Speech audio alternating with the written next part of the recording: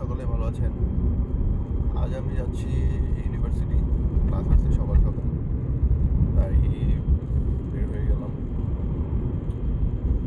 আজ আমি আপনাদের সাথে কিছু বিষয় নিয়ে কথা বলতে চাই, বিশেষ করে তাদের জন্য যারা ইন্টারন্যাশনাল স্টুডেন্ট ইউকে আসতে যাচ্ছেন, তাদের জন্য কিছু ইনফরমেশন দিতে চাচ্ছিলাম।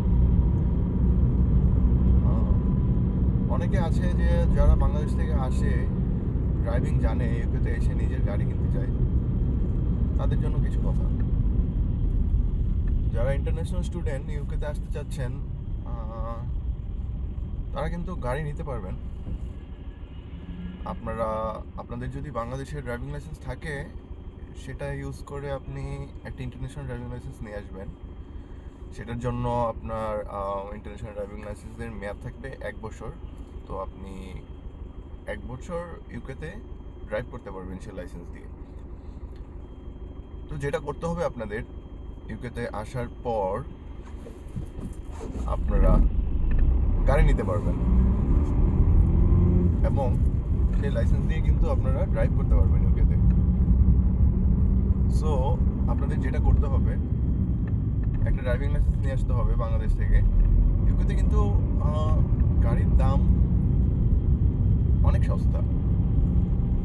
বাংলাদেশে যেমন অনেক ট্যাক্স দিতে হয়, একটা গাড়ি নিতে হলে আপনার অনেক টাকা খরচ করতে হয়, ইউকেতে সেটা না।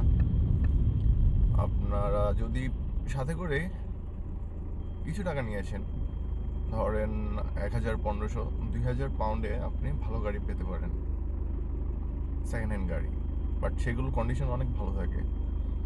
সো টেনশন করার কোনো দরকার নেই। অনেক স্টুডেন্টের এই কিউরিয়াসিটি থাকে যে আমি কি গাড়ি নিতে পারবো, বাংলাদেশের ড্রাইভিং লাইসেন্স দিয়ে গাড়ি চালাতে পারবো কি না। আমিও কিন্তু ইন্টারন্যাশনাল ড্রাইভিং লাইসেন্স দিয়ে গাড়ি চালাচ্ছি ইউকেতে। তো আলহামদুলিল্লাহ সব কিছু খুব ভালো যাচ্ছে আপনাদের দোয়ায়। ইনশাল্লাহ আরও ভালো যাবে। আজকে অনেক দিন পরে রোদ উঠেছে, খুব ভালো লাগছে। রোদকালীন বাংলাদেশে থাকতে তো রোদ পছন্দ ছিল না, বাট এখানে আর কি রোদ খুঁজি, পাই না। বাট আজকে রোদ উঠেছে, ওয়েদারটা অনেক সুন্দর, ভালো লাগছে খুব। সাথে থাকুন, অন্য আরেকদিন আপনাদের আমার ইউনিভার্সিটি ট্যুর করাবো। আমার ইউনিভার্সিটি হচ্ছে সাউথ ওয়েলস। সব কিছু মিলিয়ে একটু ব্যস্ততার মাঝে আছি। ইনশাল্লাহ সব ঠিকঠাক থাকলে আপনাদের নিয়ে একদিন ওয়েলসটা করে দেখব। সবাই ভালো থাকবেন, দেখা হবে আবার নতুন কোনো ভিডিওতে। লাইক, কমেন্ট, ফলো করে পাশে থাকবেন। টিল দেন, আল্লাহ হাফেজ।